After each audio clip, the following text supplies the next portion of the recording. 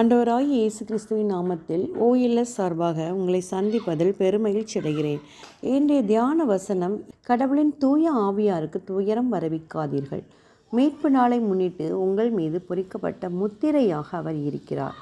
ஆம், என் அன்பு சகோதர சகோதரிகளே, நாம் பரிசுத்த ஆவியின் ஆலயமாக இருக்கிறோம். நம் மீட்பை உறுதிப்படுத்தும் அடையாளமாக தூய ஆவியை நம் உள்ளத்தில் பொழிந்து நம்மீது முத்திரை பதித்துள்ளார். பாருங்கள், மத்தேயு 12ஆம் அதிகாரத்தில் சொல்லப்படுகிறது, மானிட மகனுக்கு எதிராக ஏதாவது ஒரு வார்த்தை சொல்லிவிட்டவரும் மன்னிக்கப்படுவர். ஆனால் தூய ஆவிக்கு எதிராக பேசுவோர் இன்மையிலும் மறுமையிலும் மன்னிப்பு பெற மாட்டார். நாம் என்று ஜெபிக்கவும் அவரோடு இணைந்து வாழவும் ஆரம்பித்தோமோ அன்றே பரிசுத்த ஆவியானவர் நம்மை முத்திரை போட்டுள்ளார். நம்முடைய எல்லா செயல்களையும் அறிவார், நமக்கு வழிகாட்டுவார், நம்மை போஷிப்பார், பாதுகாப்பார். துன்ப வேளையில் நம்மோடு இருந்து நாம் நடக்க வேண்டிய வழியை காட்டுவார். சோர்ந்து போன வேளையில் நமக்கு உற்சாகமூட்டுவார், ஆலோசனை சொல்லுவார். அவர் ஆலோசனை கர்த்தர். நாம் ஜெபிக்க முடியாத வேளையில் நமக்காக சொல்லனா பெருமூச்சோடு நமக்காக பரிந்து பேசுவார். நம்முடைய ஆலோசனை கர்த்தராகவே அவர் என்றும் இருக்கிறார். நாம் சுய விருப்பத்தின் படி வாழாமல் தேவனை மட்டும் சார்ந்து வாழும்போது ஆவியானவர் நம்மை முற்றிலுமாக பொறுப்பெடுத்து கொள்வார். நாம் ஒரு காரியத்தை செய்யும்போது நம் மனதிலே ஜெபம் செய்து ஆவியானவருடைய சத்தத்துக்கு செவி கொடுக்க வேண்டும். நாம் செய்யப்போகும் காரியம் தவறு என்றால் நமக்கு உணர்த்துவார். இல்லை என்றால் யார் மூலமாவது தடுத்து நிறுத்துவார். நாமும் அவருக்கு துணை போக வேண்டும். முற்றிலுமாக செவி கொடுத்து கீழ்ப்படிய வேண்டும். நம்மை தேவ அறிவில் வளரச் செய்வார்.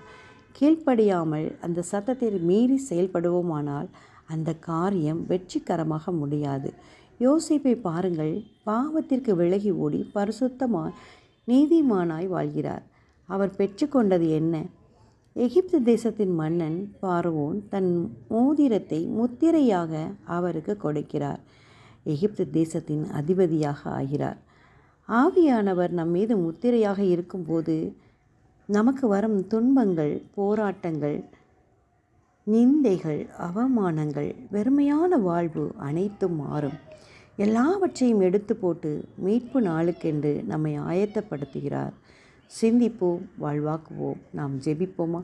எங்கள் அன்பின் பரலோக பிதாவே, அப்பா, இந்த நாளை தந்த கிருபைக்காய் உமக்கு நன்றி செலுத்துகிறோம் சுவாமி. ஆமாண்டவரே, அப்பா, இந்த நாளிலும் இந்த வார்த்தையின் மூலம் எங்களோடு கூட நீர் பேசி கொண்டிருக்கிறீரே, அதற்காய் உமக்கு நன்றி செலுத்துகிறோம். நன்றி நிறைந்த உள்ளத்தோடு நாங்கள் உம்மை ஸ்தோத்தரிக்கிறோம் அப்பா. ஆமாண்டவரே, மீட்பு நாளுக்கென்று நீர் எங்களை முத்திரையாக அப்பா தெரிந்து கொண்டீரே. ஆவியானவர் எங்கள் முத்திரையாக போட்டுள்ளீரே, அதற்காய் உமக்கு கொடான கொடி ஸ்தோத்திரம் தகப்பனே. ஆமாண்டவரே, உம்மால் அன்றி எங்களால் ஒன்றும் செய்ய இயலாது. ஆமாண்டவரே, நாங்கள் செய்யும் ஒவ்வொரு வாழ்க்கையில் அப்பா எல்லா காரியங்களையும் பரிசுத்த ஆவியானவரின் துணை கொண்டு செய்ய நீர் எங்களுக்கு உதவி செய்யும்.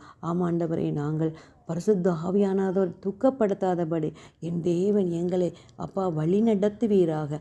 ஆமாண்டவரே, ஆவியின் துணையோடு நாங்கள் உலகத்தை ஜெயிக்க நீர் எங்களுக்கு கிருபை செய்யும். அப்படி செய்துவிட்ட கிருபைக்காய் உமக்கு நன்றி செலுத்துகிறோம். இந்த ஜெபங்களையெல்லாம் மீட்பரும் அருமை இரட்சகருமான இயேசு கிறிஸ்துவின் மூலம் ஜெபிக்கிறோம் எங்கள் நல்ல பிதாவே, ஆமென்.